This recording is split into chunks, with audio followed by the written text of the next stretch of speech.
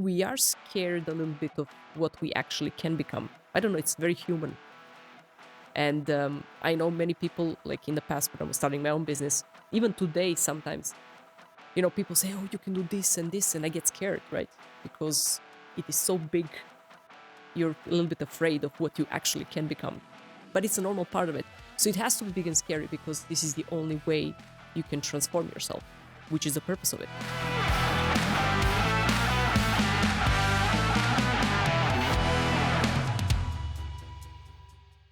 I'm so happy to open another episode of the DBL podcast, or as we like to call it, the business side of health.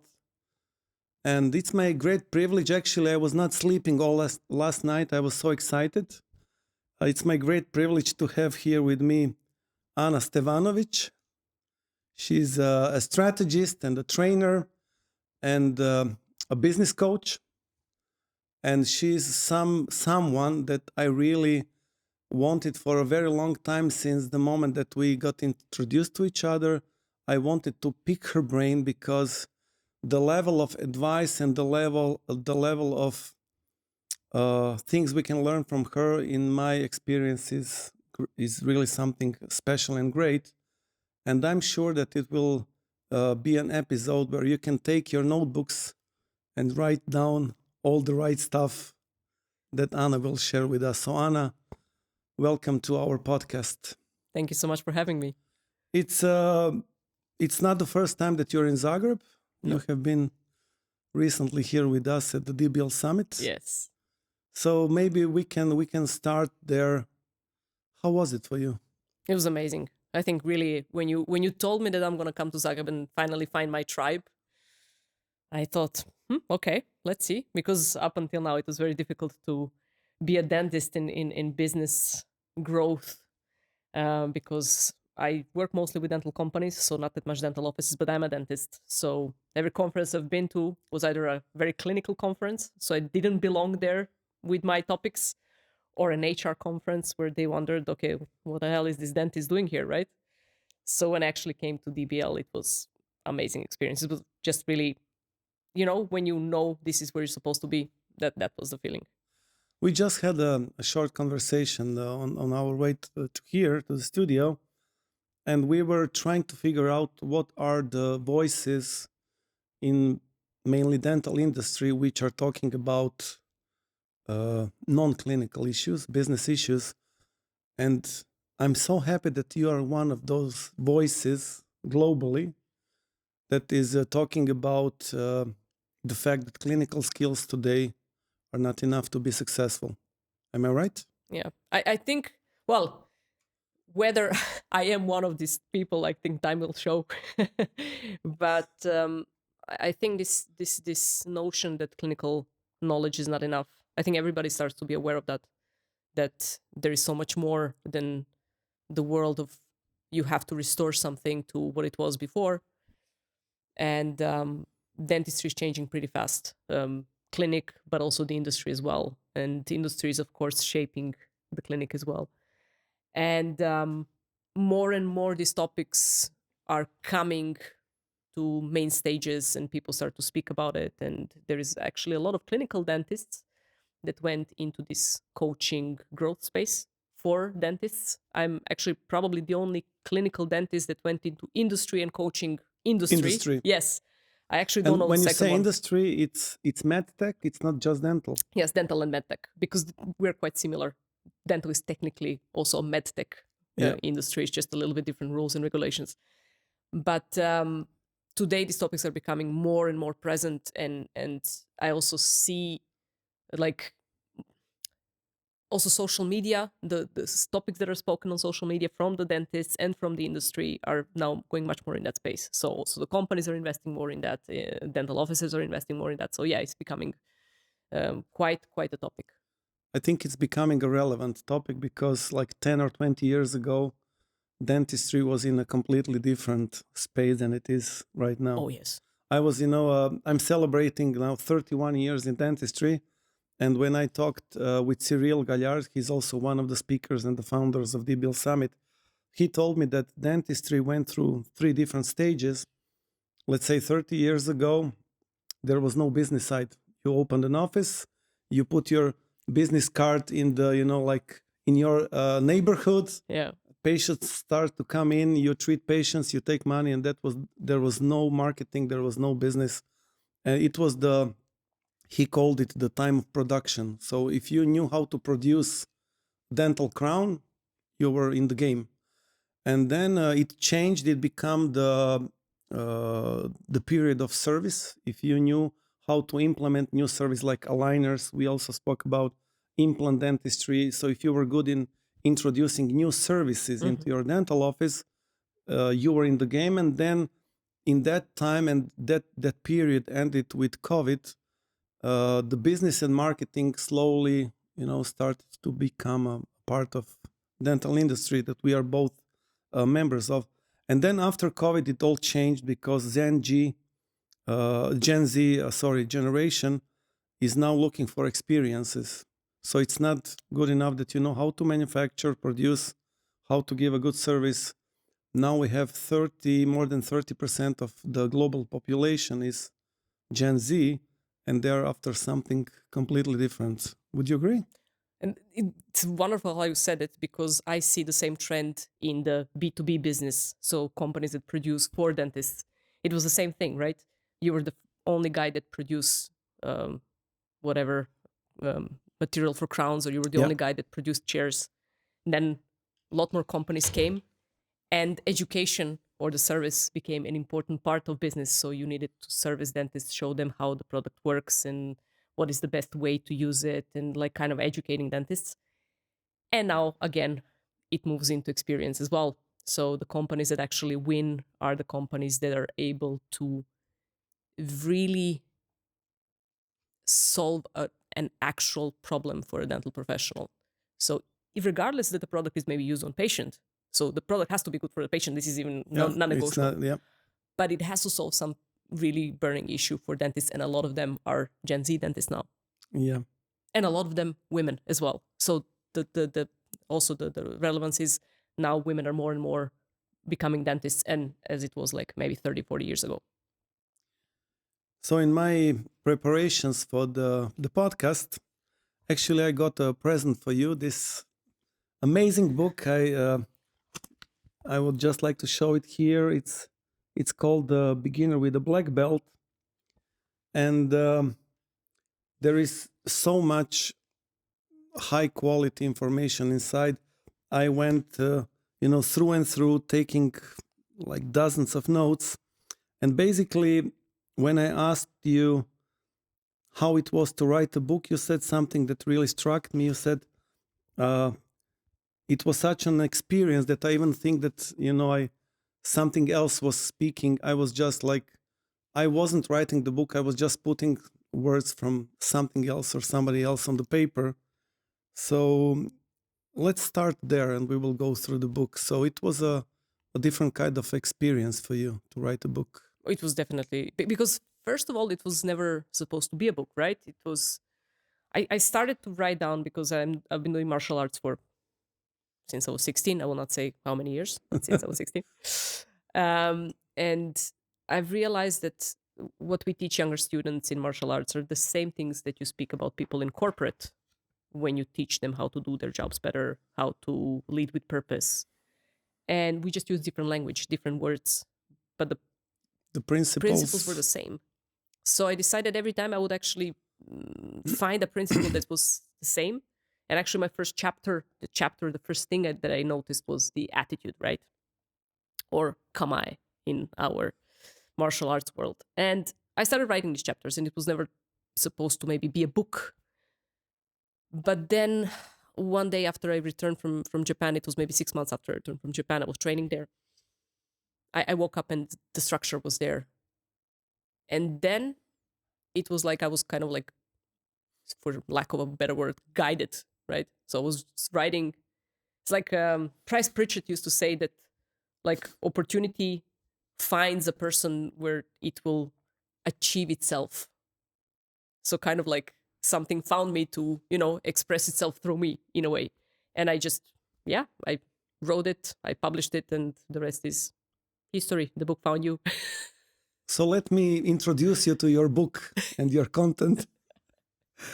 You start with values, and values are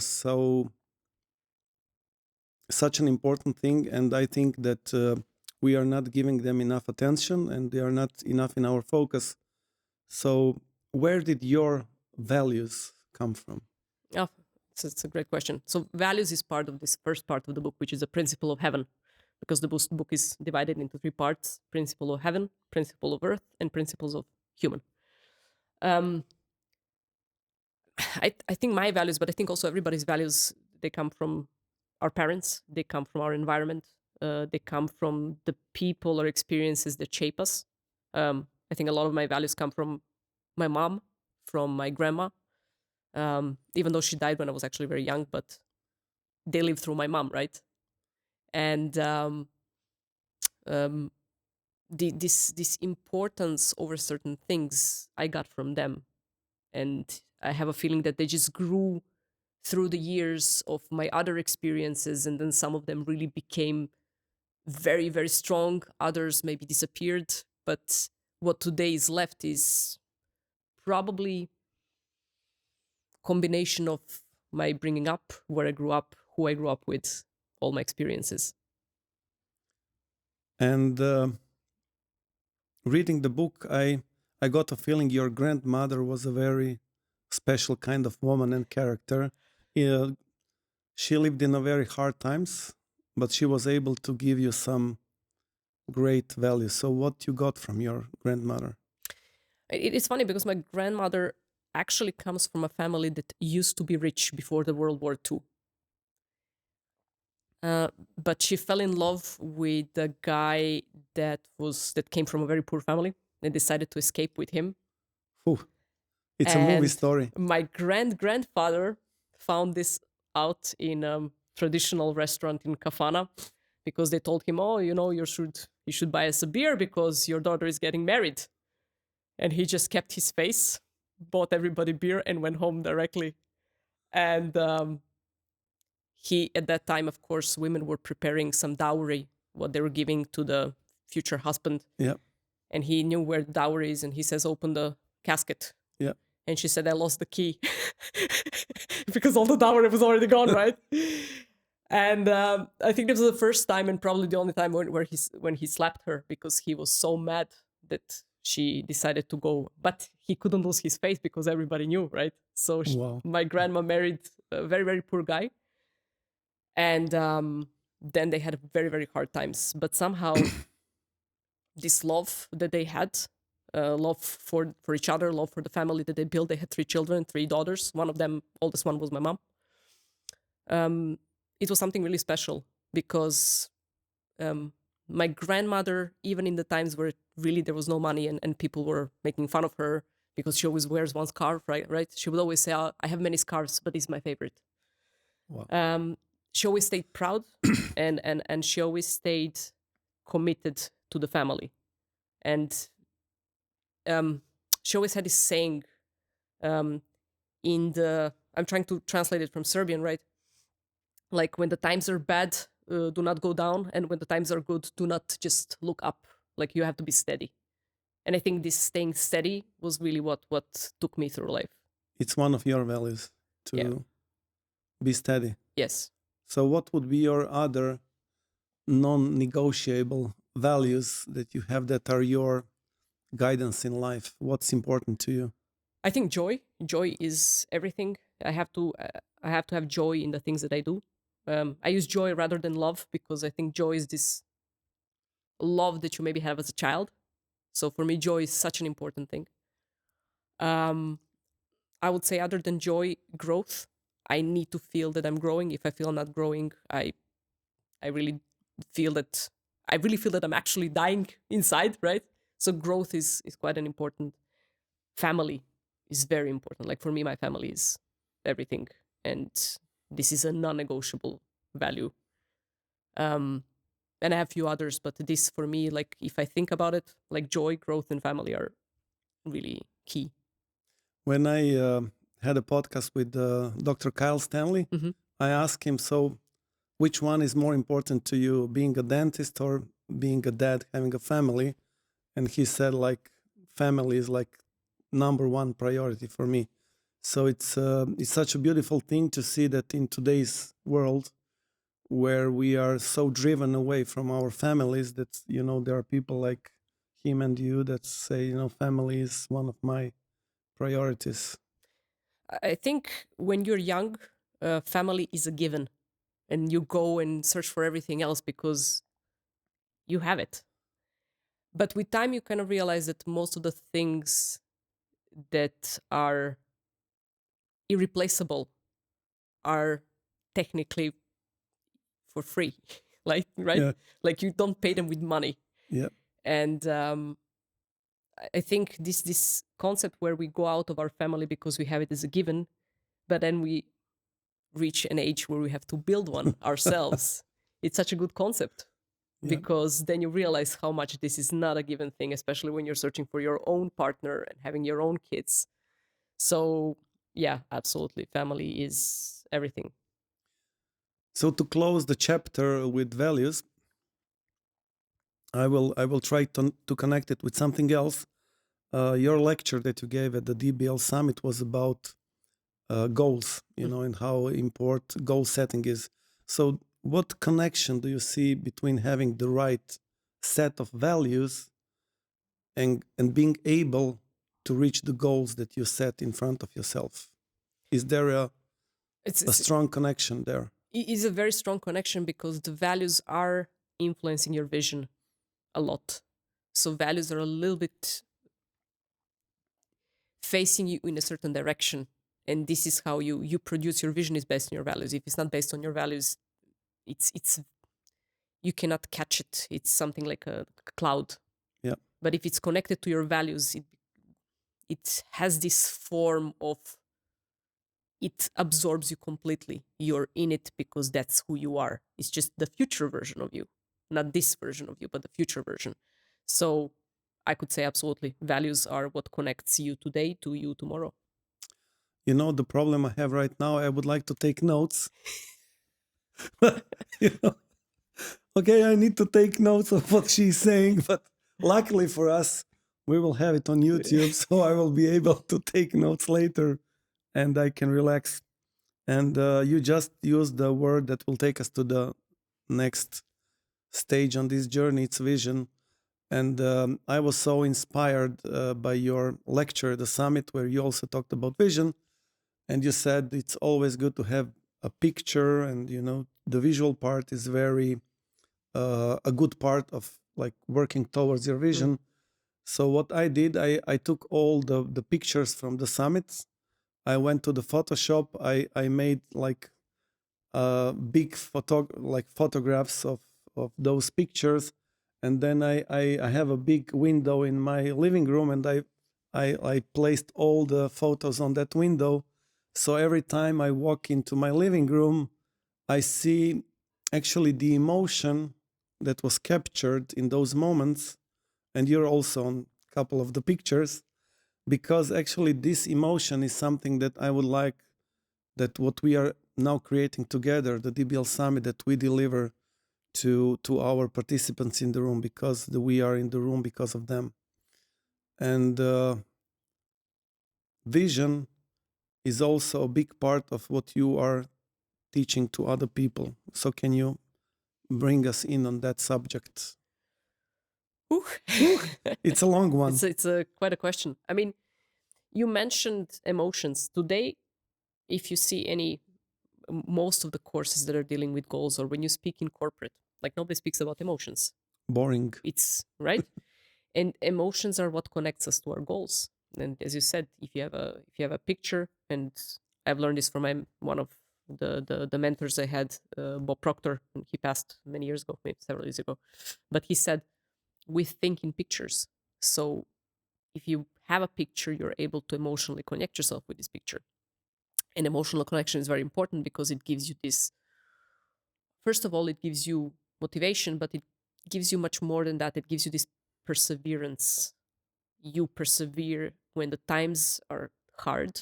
This is the only thing that keeps you going, because you love it. You love this picture so much that you want to give yourself to it. And vision is there to give you a certain direction for the future. But what I said before, vision is also there to show you who you can become, which is the purpose of every goal. The purpose of goal is transformation, the growth. It's not that you achieve something, but that you become somebody able to achieve that thing. This is what we actually want. Somebody you weren't before at the beginning of the Exactly. journey. Because everything you have today, you can lose tomorrow, but who you are, that stays forever. Until you die, of course. So this is why the vision is important. And whenever I speak to the companies, I said, look, we have to speak about meaningful goals. And not meaningful for your shareholders, although I appreciate all the shareholders. Nice people. Nice people, right? But also for your employees. Your Yeah. employees have to feel proud of the work they're doing and have to know that they're contributing to something. And if they do, you don't have to control them and motivate them, because people are very smart themselves and they know what they need to do. Yeah, what Tony Robbins is saying, he's one of my mentors. He said, every person, when they wake up, they want to be successful. You know, each one of us, we want to be successful. But the problem that most companies have, they don't understand what's the definition of success of their employees. And I see a lot of gaps, you know, where every employee wants to be successful in their own way. We just have to understand what's the meaning, what's the definition of their success. Absolutely. I think this is the only...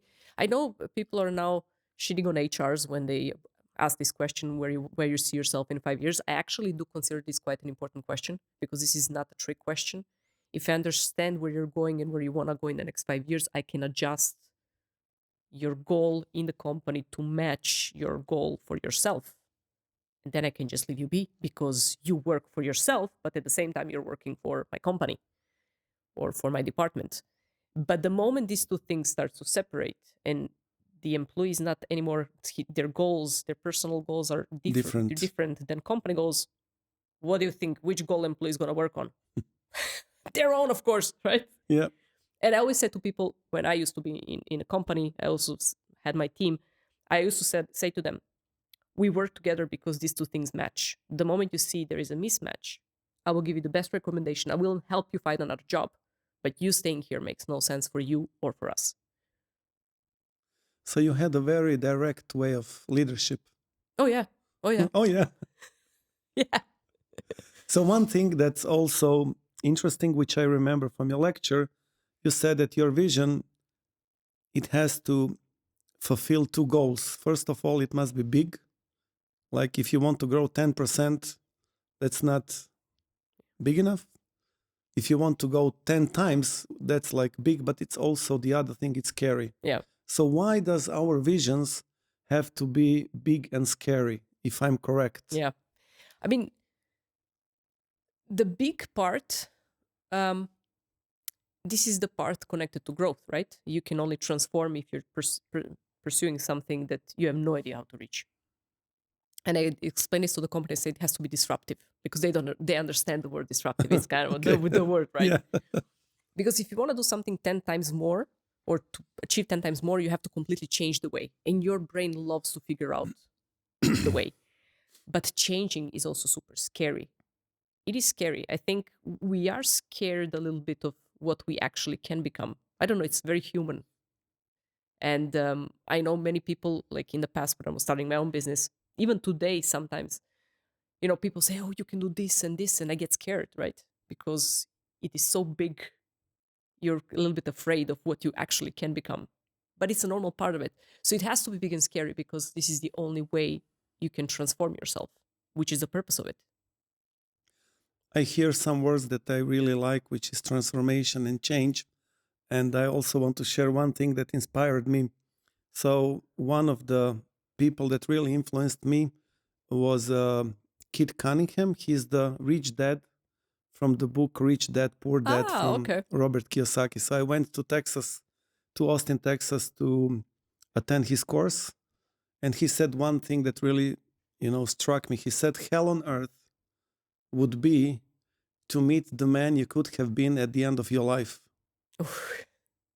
He said he calls that hell on earth.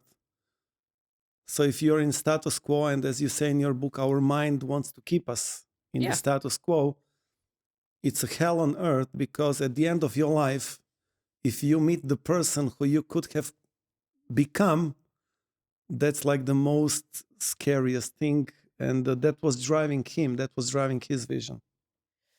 I think I meet people that are in their 40s and in their 50s. Like me, yeah. Still have time. in the 40s. You're not one of these guys. No, they still have time to do something about it. It's because they're not dead yet, right? Yeah. But they see maybe in other people what they could have been, and this builds in them this emotion, this resentment. And when you start feeling resentment, it's like in a marriage. Whenever you start to feel resentment towards your partner, it's a dead marriage, right? Same if you start feeling resentment towards other people, that means your growth is done. Yeah. And I don't mind it if you say, look, I'm at my deathbed, and you see somebody you could have been. I can understand that. But if you're still not on your deathbed, why don't you breathing, your mission is not over. Exactly. Why don't you do it? Yeah. Right? There is no excuses. So, yeah. And there is one beautiful thing that you also, so I will refer a lot to the book, because as I said at the beginning, there is so much great material, great quotes, great thoughts. And one of the quotes that really stuck with me is that your vision is your black belt. And, the title of your book is like The Beginner with the Black Belt. And you also say that the black belt, it's such a great analogy. The black belt is a white belt who didn't quit, who kept on going. So it seems that vision is like super important. It's like the central theme for you and for your life as well. Yes, absolutely.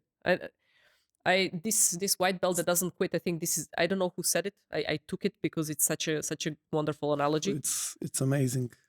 But funny thing is, once you get a black belt and you work for many years with a black belt, you start to notice something. It starts to lose color. And at the end, you go back at white.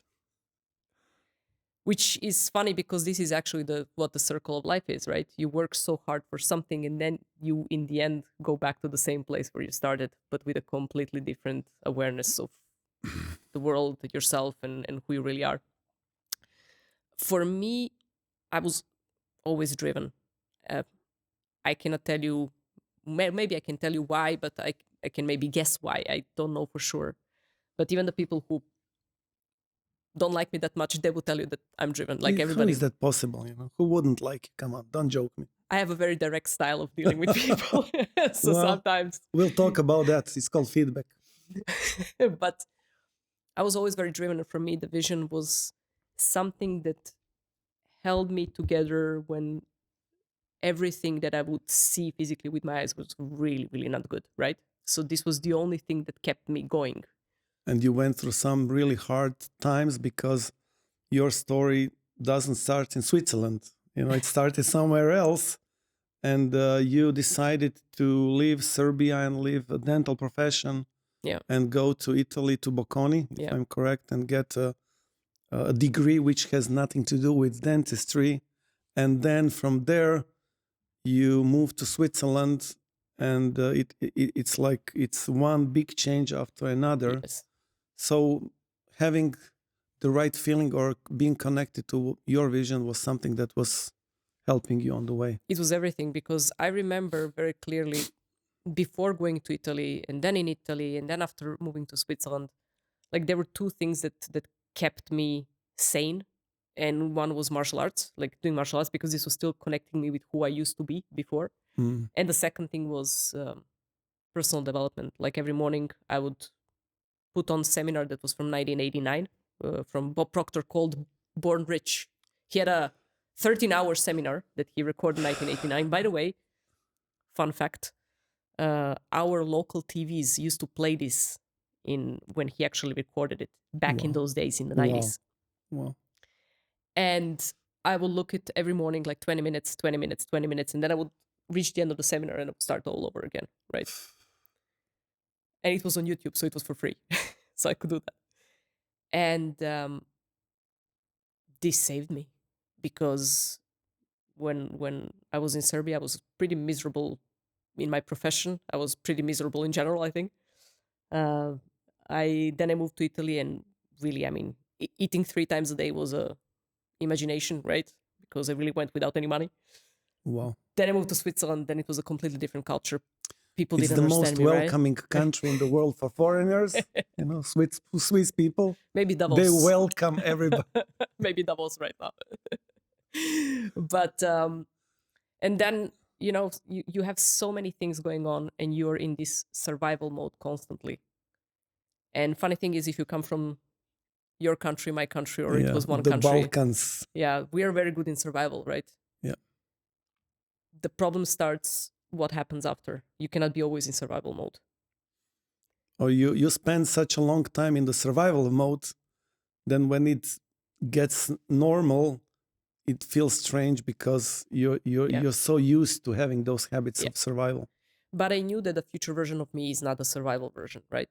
And again, importance of having some image in your head of what you want your life to be within a few years.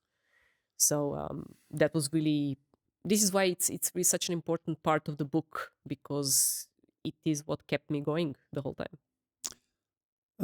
You believe in coincidences in life, or you think that things happen for a reason? Because I'm about to mention one of the things which I think is just next level.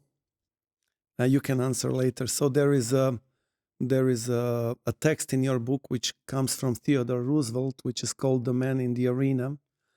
And one of the closest people to me, Anne, who you met at the summit, that was his inspiration. That text was something that inspired him, and he has a part of it tattooed.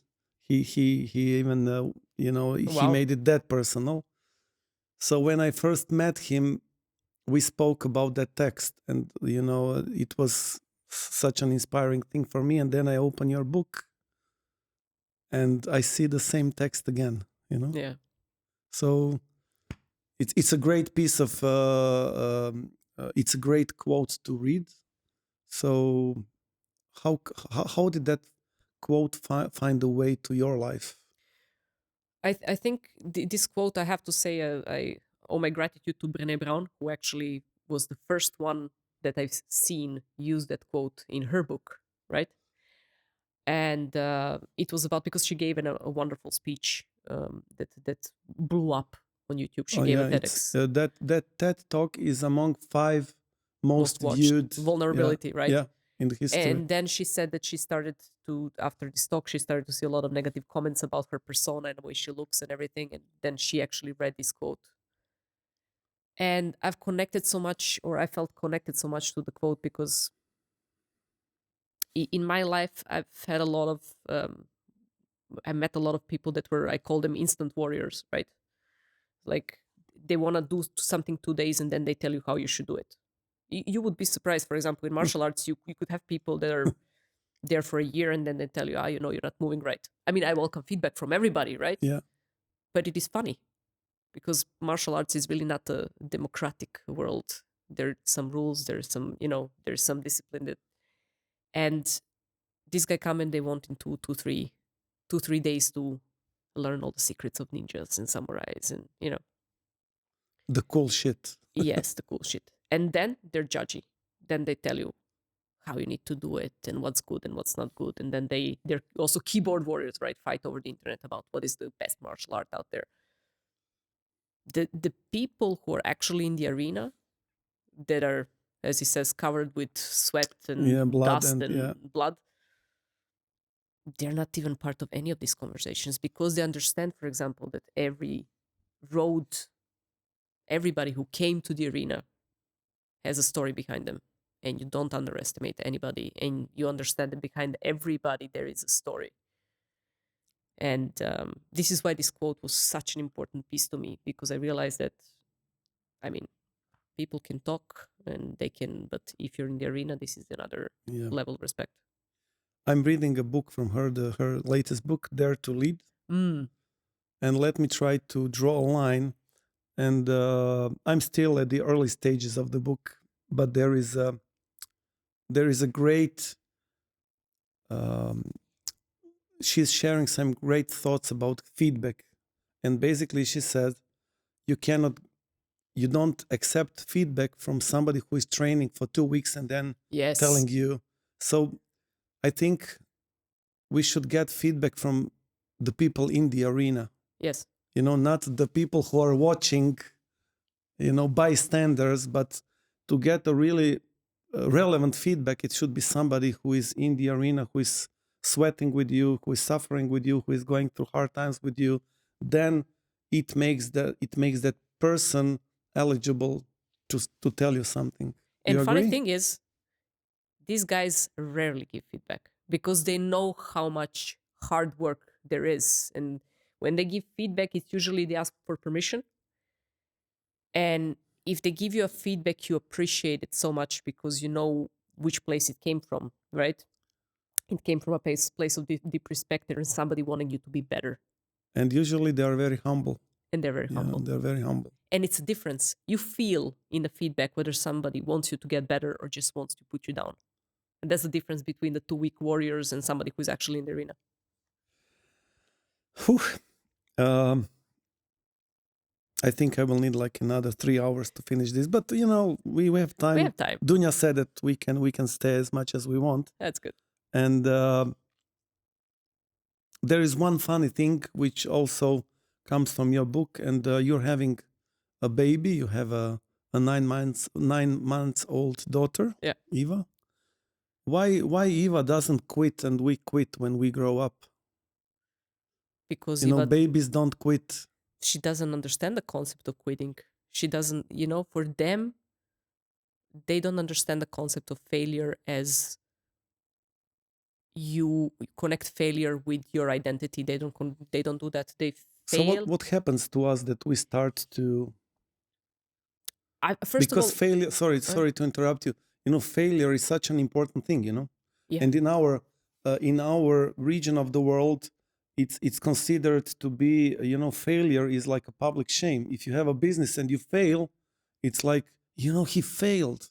In the States, it's normal. You have one business, you bankrupt, you open another one, you bankrupt, you open the 10th one, you bankrupt. It's considered, okay, the guy's, building up something. But in our part of the world, failure is like, people just, it's like a shame sign. Yeah, it is. But it starts in school already, right? When you get a bad grade, you always get it with a different type of pen, the red pen. The red pen. And then they cross it over. And then they tell you from the very beginning, this is the conditioning from the very beginning. You're not good at this. And then it's funny.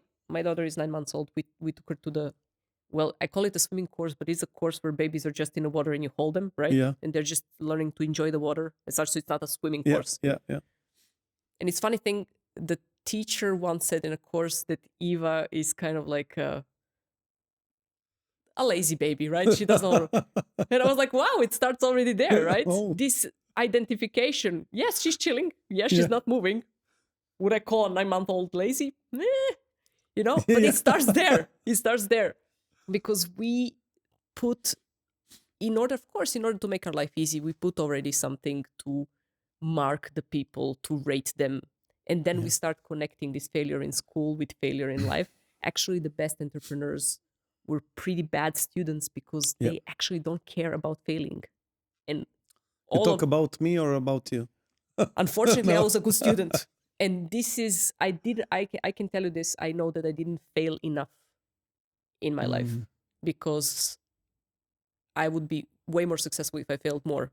But this is topic for some other. This reminds me of my daughter. She's now 21 and she was a prodigy of horse riding. So she started to ride horses when she was 3. And then when she was 7, I took her to a camp for 1 week in Istria. And she was sleeping in the forest in the tent. It was like connected with nature, and there was a beautiful young woman. Unfortunately, she had an accident on a motorcycle and she died. But she said the same thing about my daughter. She said she didn't fall off the horse as many times as she needed. She was she was just like a wind, on the horse. And she said she needs to have more failures falling down from the horse. When I started, this is such a good thing that you said, because when I started my martial arts training, and I was the only girl there for many years, the first 2 years, the coach didn't know exactly how to train me because they didn't have girls. So there was a lot of strength involved, right? So what he did, he would tie my eyes with a piece of I don't know, Cloth or something, whatever. And he would say that I should go through different positions and kama, like dancing through kama, and they would try to put me to the ground, right? So, I mean, wow, they would really like throw me to the ground all over again. But I'm a persistent little, Yeah. So I kept going. Girl. And after a year, nobody could approach me without me knowing exactly where they're positioned. Like if they would catch my hand, I would know exactly where they stand, because I would feel the thumb. I know exactly where they were. Nobody Wow. could throw me away. And even the coach, and at the end, he pulled my hair. He threw me because he wanted to throw me. But this was such an important lesson for me, because they threw me so many times that at the end, I actually learned without my eyes to note, to sense exactly where they were. And that really speaks a lot about how important it is.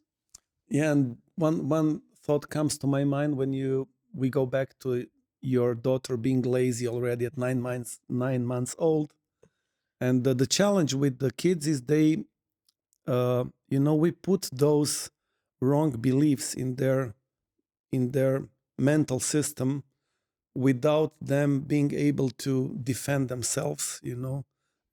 For example, both of us, we really pay attention, who are the people we are hanging out. We want to have, our top 5 people. We want to have really, people we aspire to, who are influencing us in a good way. And if somebody gives you wrong kind of feedback, you can decide whether you want to let it in and hurt you or whatever.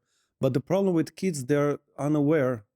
And if the environment is dumping wrong kind of conclusions, like you're lazy, it becomes a part of their early belief system, and then it's very hard. It becomes the life of suffering, because your set of beliefs becomes wrong from the start. Somebody said it recently, because I watched a few podcasts, so I don't know if Djokovic said it or Zlatan said it, because I watched both of them quite recently. One of them said, basically, in the first few years of your life, your environment will shape your mindset, and in all the next, your mindset will shape your environment. That's exactly it. Wow. There is. I'm just reading my notes because I don't want to miss this one. It was such a powerful sentence for me, and you are writing, fear is the price we pay for daring to move. Yeah. But there is the next one, which I sent yesterday to Anne. You know that Anne went through a very personal story with his fight with cancer.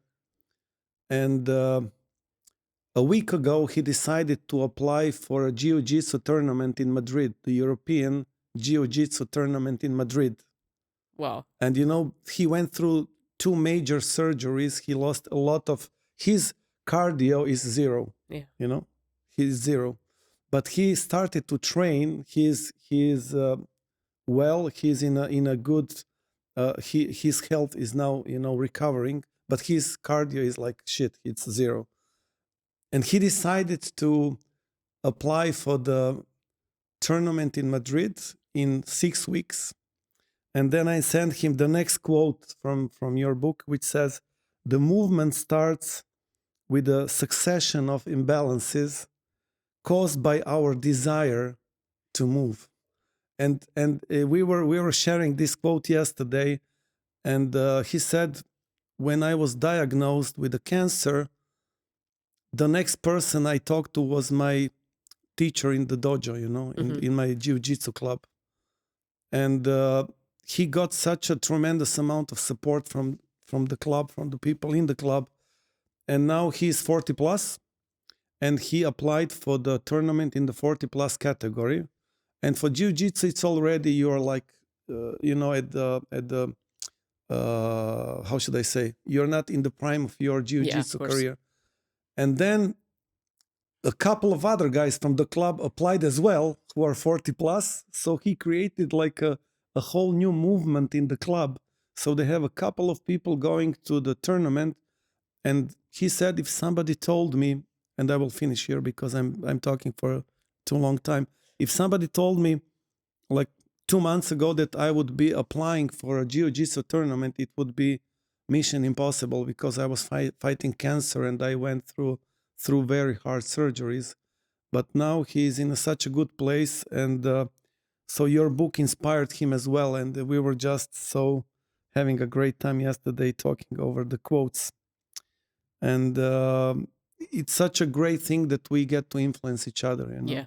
Yeah. And even if you're not, I'm still talking, even if you're not aware of it, what you did influenced a lot of people, even people from my closest circle. I'm happy to hear that, because Ana also influenced me a lot.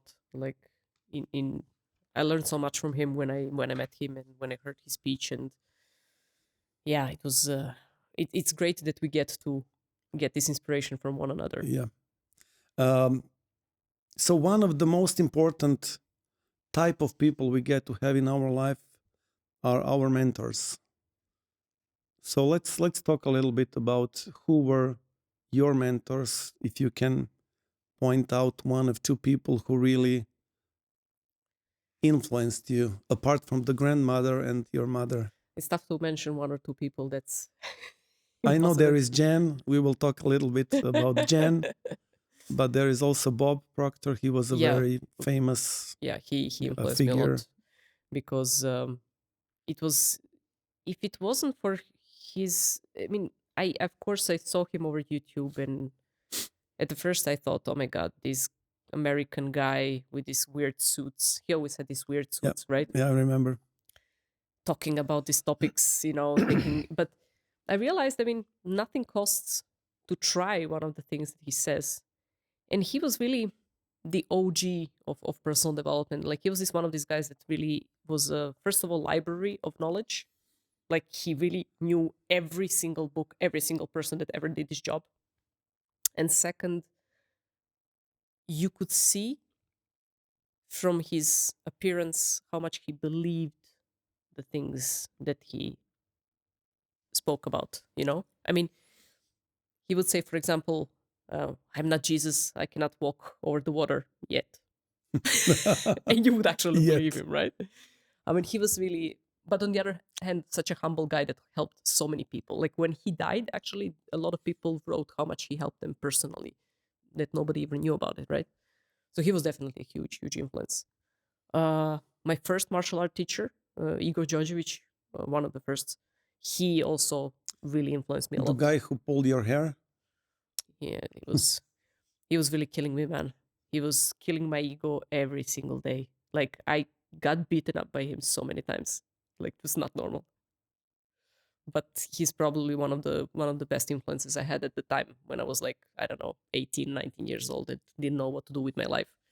So it was really, really good. There is a good story with a coin which has two sides from, I think, Bob Proctor. Yes. Can you share it with us? Because it's very important. They have this coin when they give you when you graduate, right? And I started giving it to my clients when they were graduating my program. And I don't see a coin in my pocket. Okay, we'll talk about that later. First, I didn't graduate. Exactly. Yeah. So one side was very hard, and so one side was smooth, and one side had a lot of friction. So the friction side was like, it said on her react, and on the smooth side it said respond. So it was always a reminder when you put your hand in your pocket to touch the two sides and to kind of remind yourself to take time to respond. Because reaction comes from your beliefs and from your paradigms, and it's always the one reaction, and responses can be infinite. So it's that space between the stimulus, yes, and your, not reaction, but the way you respond. Yeah. And that space is like your personal freedom, and we want to take care of that space and build on it. Yes. Because if you know If you learn somebody, you get to know somebody, you learn what are their reactions, and you press the buttons and you get exactly the reaction that you want. But if he takes time to respond and he doesn't even know which is the response, how can you respond to that?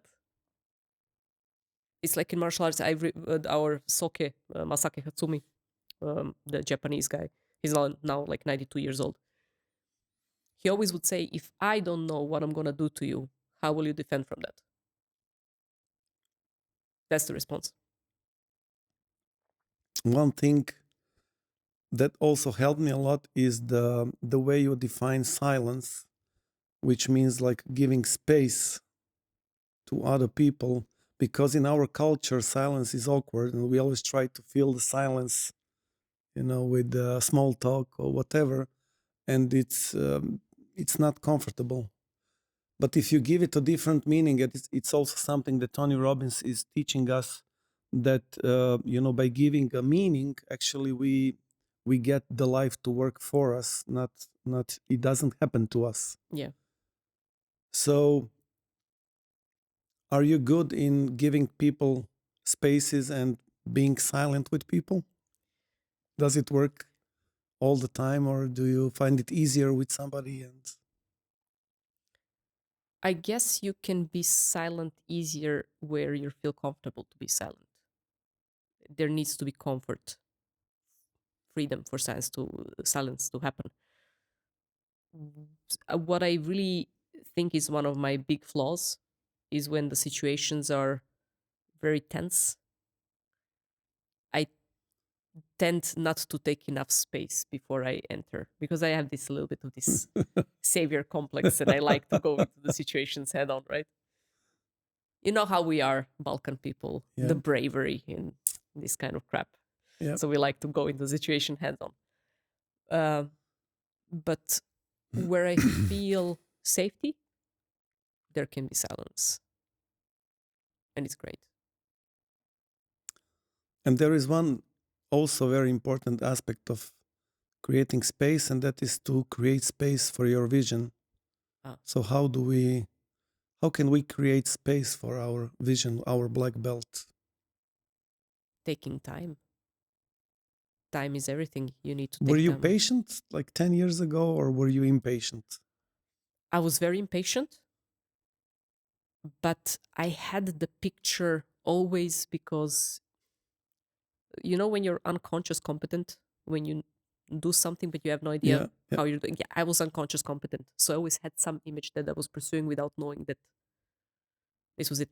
I had this crazy thing that I did since I was a child, and I didn't know what I was doing. So I would be in my room and I would just make circles in my room, and my room is pretty small, right? So you circle it within a few seconds, but I was like circling it, and I was just thinking about something in the future, not knowing that I'm actually visualizing, or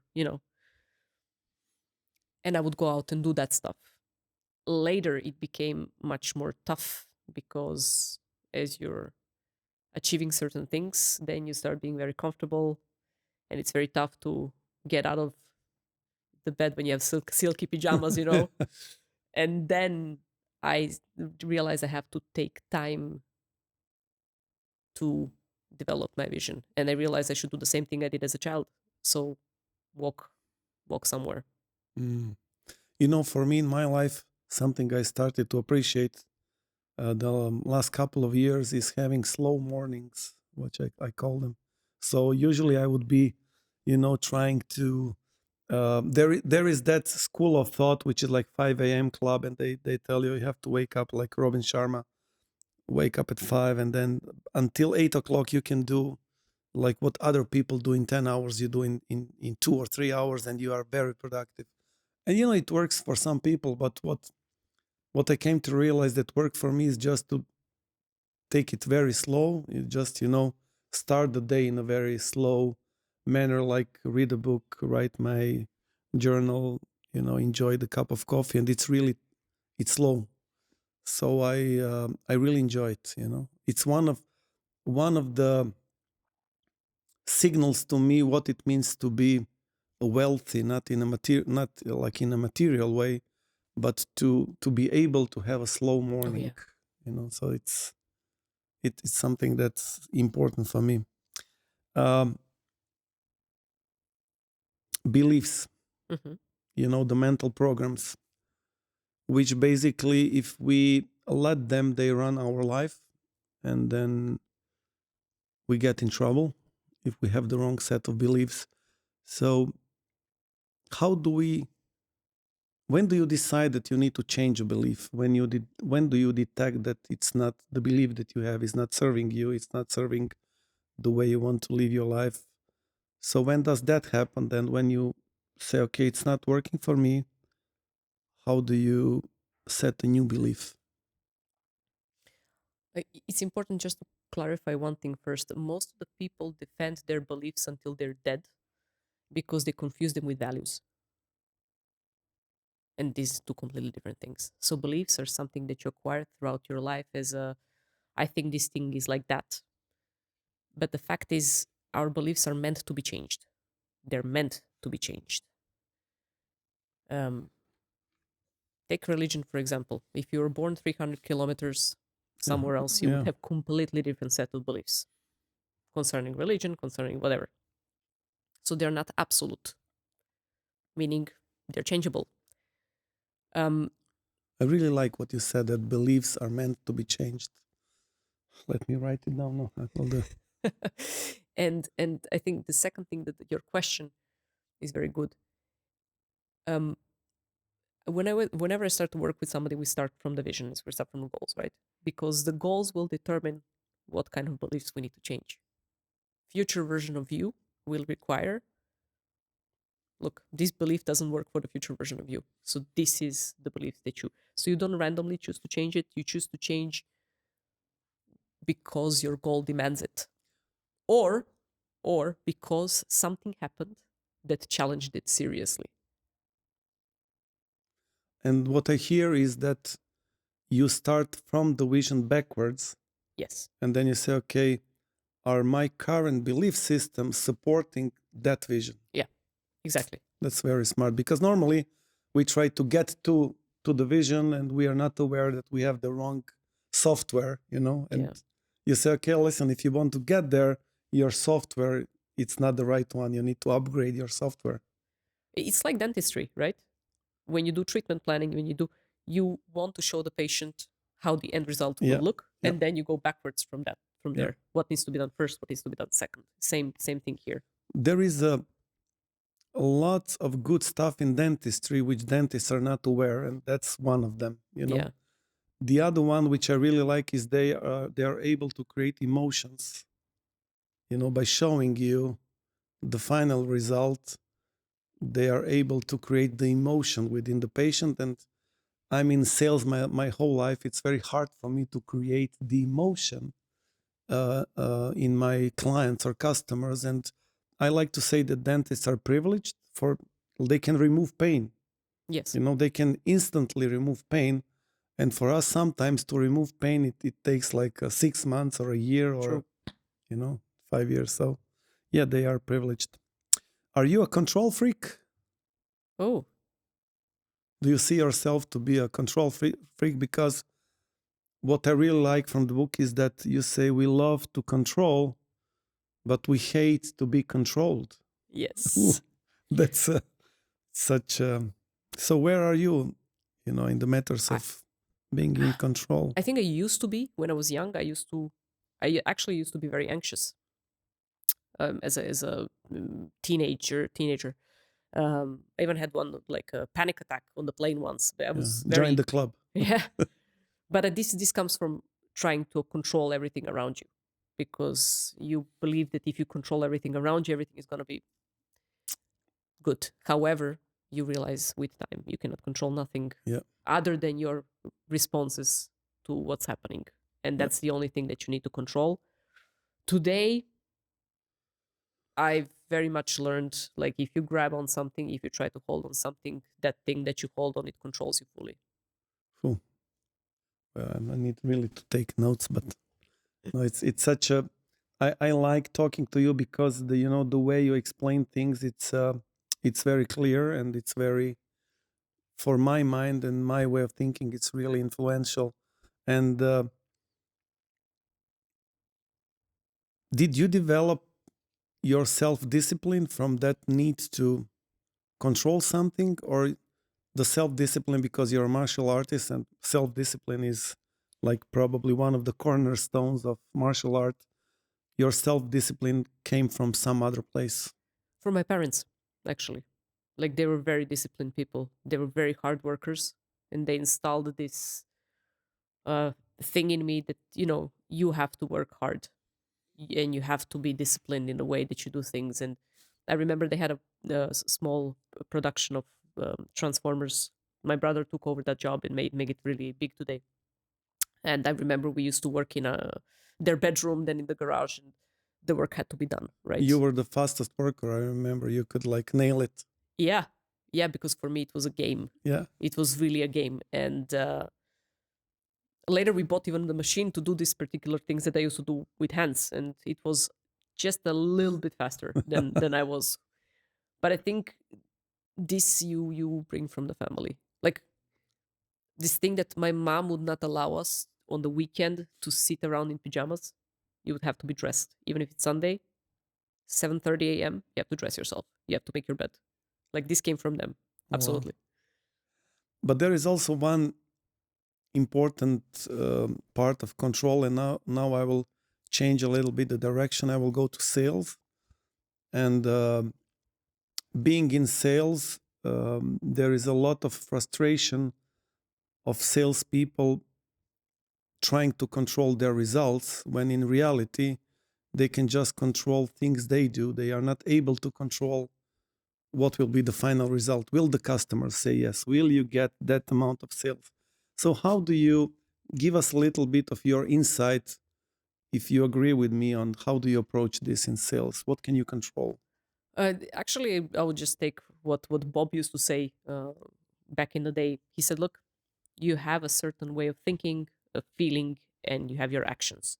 And every action causes equal and opposite reaction. And what we do, we invest all of our time trying to control the reaction.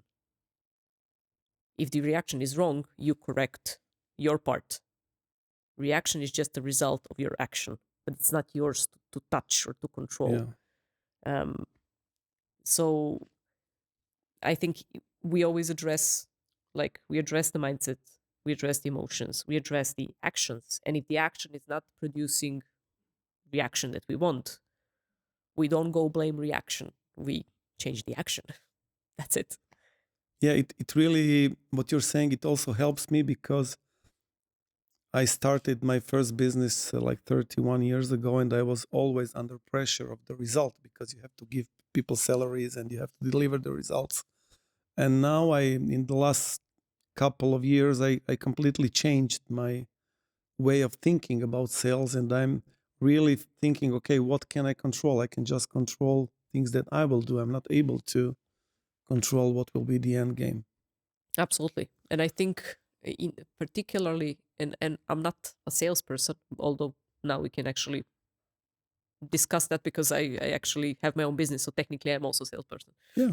But I think solving a real problem for somebody and having this deep conviction that you're actually helping somebody is everything in sales. Like, really empathizing with your customer is such an important thing, because I think this is the only thing that's needed for a sales to happen, because sales is service at the end. You are serving somebody. The way I look at it, it's I say to my salespeople, we are in business of informing other people, and we have to do it in the best possible way, because then they can make a decision. And what I learn is that I never want to make a decision for my customer, because then I'm taking away his or her right, her or his autonomy to make the final decision. I don't want to do that. I just want to provide you with the best information. And there is a beautiful like explanation in the book where you say that to educate, it means actually to draw something from within. And I was not aware that it means in Latin that the core of the word is drawing something from within. Yeah. To educate is to change something from within. Yes. Wow. I love it. Um, how do you give people feedback, and when do you give feedback? Are you somebody who is giving feedback frequently, a lot, or what is the right time for you and the way you do it? When I used to lead the team, I gave feedback because I think this is a quite an important thing for somebody leading a team. You have to give feedback for people. Today, it's a little bit different because I mean, in coaching or in this being the growth partner, we're constantly exchanging opinions. So I do give feedback, but I have to sense also how to give it that it is received in the best way. Because How do you do it? Give us, like, try to give me an example so that we understand, because it's such an important thing. Without feedback, I mean, it doesn't work.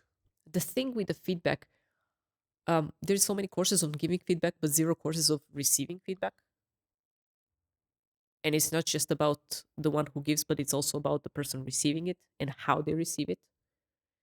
And I think that if you have a person that's not coachable on the opposite side, and if this person doesn't feel that you have their that you don't have their best interest at In heart, mind, yeah, doesn't work. it doesn't work. So person has to feel that you have their best So interest. you ask people, are you willing to receive some coaching, or how do you do it? Oh no. How do you figure out if people are coachable? Well, I have a feeling it's quite easy because you very soon in the relationship. First of all, of course, people should come to you, but that's the first part. Yeah. Um, I always remember this came from one of my mentors that said, "You get your belts because of your ability, capacity, and the price that you pay to be here." And I always want to see people that actually have to pay the price, and you see that they're paying a price with whatever, with some effort, with some. Yeah. They're doing their part. They're doing their part, and these are people who are highly coachable. The rest, I don't know. For me, it's very much if I see, even if you pay me, but if I see that you didn't do what we agreed, and there is no reason behind it, you just didn't do it, or you try to find excuse every single time, so we're fighting with arguments or we're discussing with arguments instead of you actually going and doing the thing that we agreed on. I mean, this is for me a clear sign. There is one word that I discovered also lately. They called me the master of bad jokes because I make bad jokes. And one of the bad jokes about me, so I like to make bad jokes about me. I found my jokes to be very funny, but other people say that it's a bad joke day. I say that one of my X factors is I learn very slowly, because normally you want to learn very fast. But I said I really learn slowly. And one of the words that I learned very late is vulnerability. And it was, especially also in our culture, you were not supposed to show any weakness. And if you lead people, you always had to be the strong one and always have all the answers. And because people are looking up to you, and then, what kind of a leader would I be if I don't have all the answers? When people ask me, I should be, delivering. And very lately, I discovered that it's actually the other way around. It's completely normal to say sometimes. I mean, if you feel like it, or you're in that kind of situation, I don't know the answer. Yeah. And you're also writing about this, and you are connecting being vulnerable with courage. And in the latest book from Brené Brown, she says that vulnerability is one of the 4 factors of having courage. Yeah. So it's one of the ingredients, because without vulnerability there is no courage. You cannot be courageous without being able to go through the emotions of having a hard time, going through the hard time, and staying open.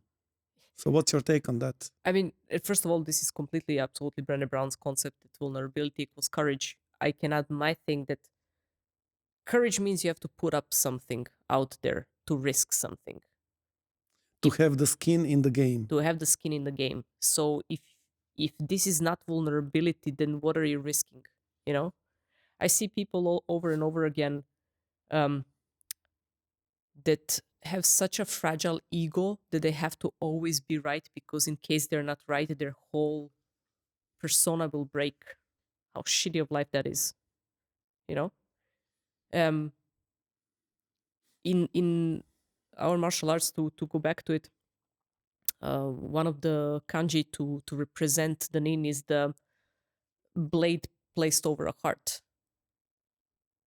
So this is the ultimate courage, to have your heart out there under the blade that can cut it in every single time. That's courage. Everything else, I mean, show me somebody who really risked a lot to get something and maybe didn't get it and got hurt and everything. But as Brené Brown would said, they were daring greatly, right? They were trying really, really hard, even if they failed. There's a bunch of things I failed at that I actually cared about, but this is all normal. And I think for men, it's much more difficult, because you are conditioned to be always right, to have all the answers. Well, be careful now. You're in my podcast, so think about what will you say next. No, but I'm this just is true. kidding you. This is true. And the thing is, we are conditioned to follow you into this leadership world with these rules, because we think, okay, this is the idols, the models that we shape ourselves. So we kind of like also tend to go there that way, but it's completely wrong. So what I learned on the Camino is a part of that story of being vulnerable is to ask for help. You know, we are so not used, if we are in the leadership role, we are so not used to ask for help. Yeah. You know, we are used to like, we should lead people. So I really, it's changing the way I approach business, and it's changing my relationships. And I think it's changing them in a good way. Absolutely. I can imagine. So next thing that is really important for me is the self-image. And Tony Robbins, he says that our strongest need is to stay consistent with our self-image. Yeah. He says that it's like the strongest mechanism that we have as human beings is we are not able to deviate from our self-image. But how do you change the self-image if you don't like it? What's your take on that? Can I go crazy on this podcast? Of course. Okay. So there's this author, Neville Goddard, who, he was a crazy guy. He actually wrote his book as kind of a translation of Bible. As I read it. Science of Yeah, Success, I read right? it. I read it. And one of the first chapters in his book, Power of Awareness, says that the only ultimate existing, not changing thing is the concept of I am. And everything else you attach to it, you can detach. But the I am is the ultimate thing, right? And one of the things that he says is that we need to understand, he says, you need to understand who you really are at the moment. Like, what is this I am that's attached? Or what is the attached to I am? And then he says, you have to discover who it is. And he says, don't be ashamed of it. Because he says, we think we're really noble and loving and caring, and all of our reactions to life show how noble and caring and loving we actually are. Yeah. So he says, don't be ashamed of it. Never be ashamed of who you are. And he says, you find it, and then you find who you actually want to be, and start the process of detachment to who you are. And he always says, we should see in our reactions to life, daily life, you can see how it's changing, right? Is it changing, or are you still the old person having the same reactions to life? So I really love that concept of, first of all, understanding that there is a concept of self-image, and that you're not born with it. You're not born with self-image. You don't even, like, when I see my daughter, she still thinks we're the same thing, right? Well, she started to see that we're not the same thing. But understanding that you acquire it over a certain period of time, in the same way you acquired it, you can also change it. But I think this first step of understanding, this is not something I'm born with. Same as my beliefs. It's not something I acquired it throughout lifetime, and if it requires for me to change it, I should change it. You know, there was and still is a big part of the personal development arena. It's like self-improvement. Like you should improve who you are. And, you know, I was on that train for quite a long time. And then when I went to Camino, I last year I figured out that the way I want to go is to figure out more who I am, like exactly what you're saying. So it changed. It's one of the beliefs that I changed. It's not like, do I have to become a better version of myself? It's like, how can I get to know who I am, who I really am, and then share who I really am with the rest of the world. Yeah.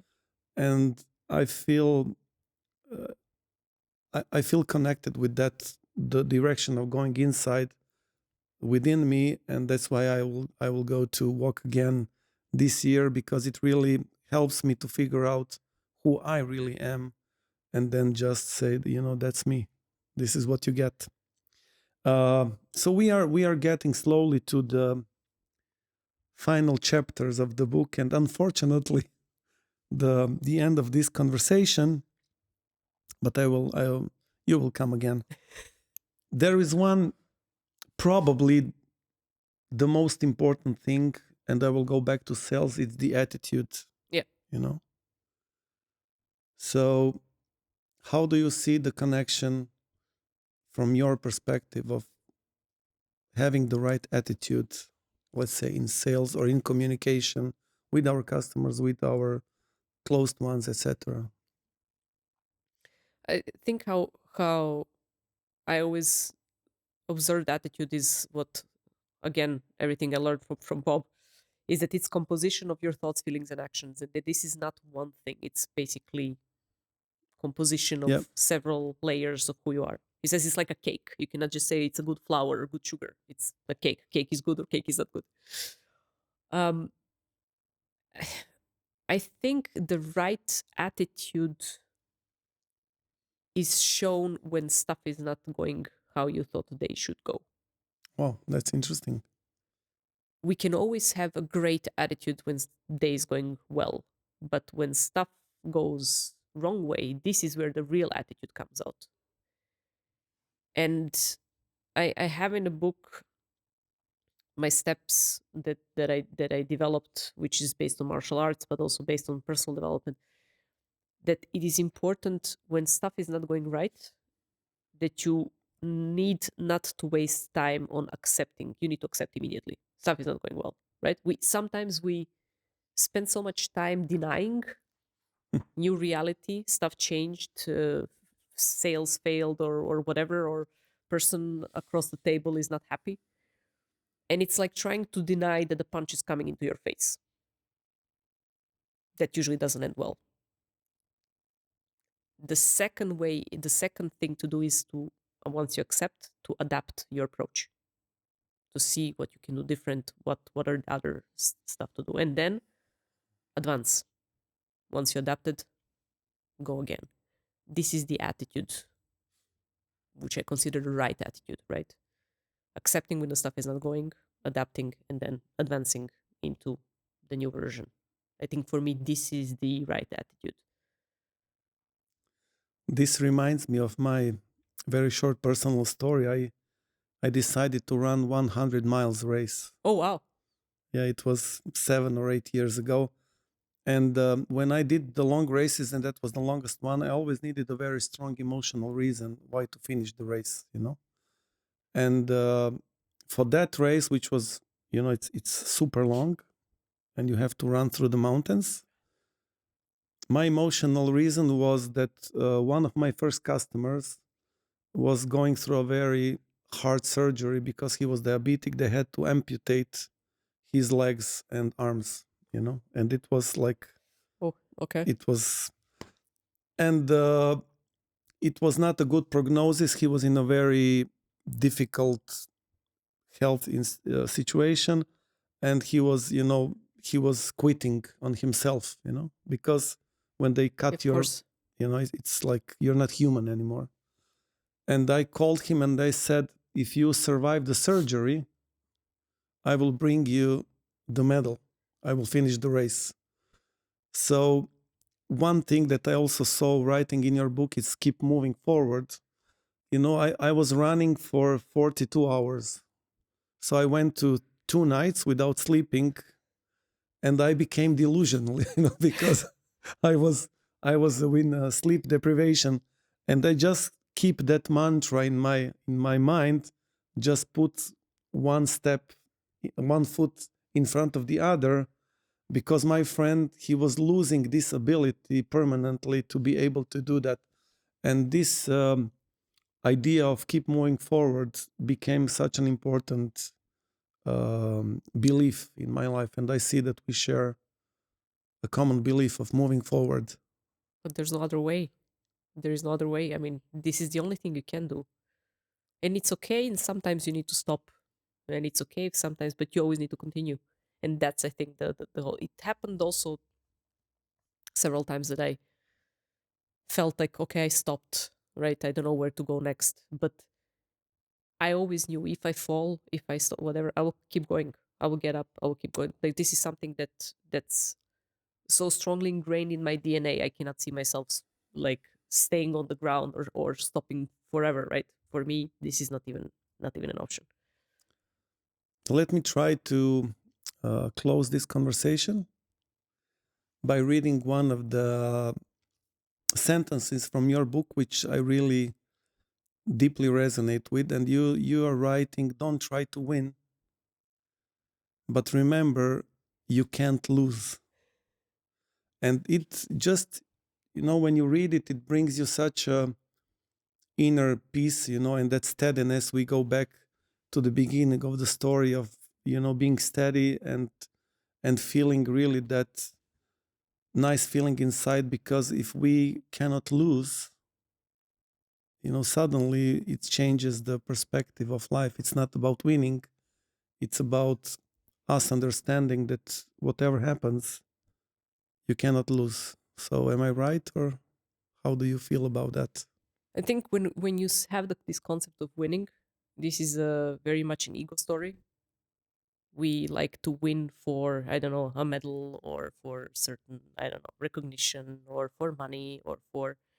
This sentence was said to me by by one sensei in Japan, because I asked him, when I passed this big test, I asked him, what should I study, right? And he said, until today, for you, it was like a lot of sweat, a lot of blood. But now you have to understand, like, you have to learn how to do smart, how to train smart. And then this is when he said, you should not try to win, but remember, you cannot lose. And I think this is an attitude thing. When you cannot lose, this is the most dangerous people on the planet. Did you know, for example, that of 99.5% of most violent people that are in the prisons for most horrendous crimes, 99.5% never had any martial arts training, never any professional training in combat or whatever.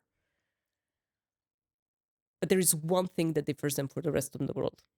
They never see themselves as victims. The victim is always the other guy.